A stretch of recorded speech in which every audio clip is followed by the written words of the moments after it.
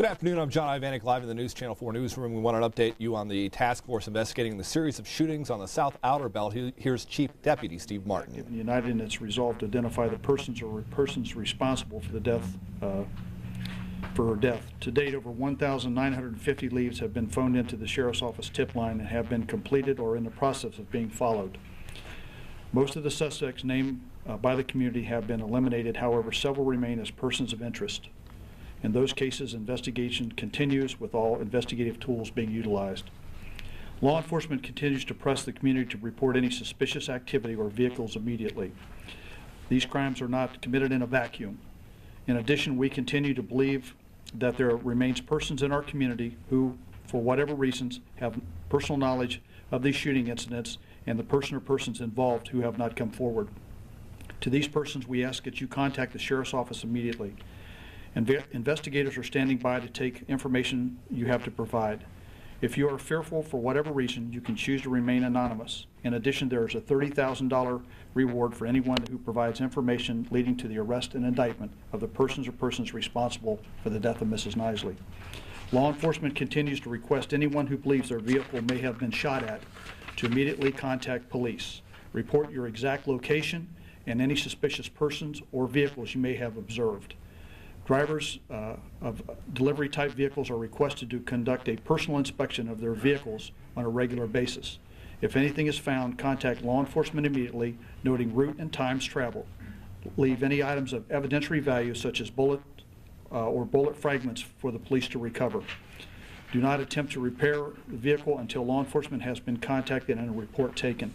To the person or persons responsible for the shooting incident, we continue to seek to communicate with you. Please contact the tip line is at area code 614-462-4646.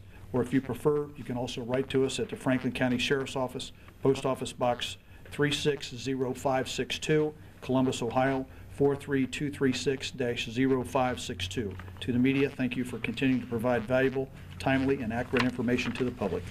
I'll take a couple questions, if you have any.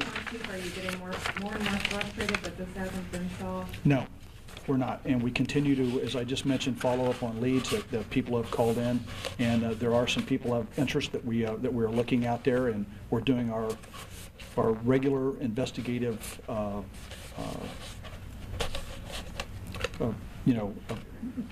stuff that we do every day.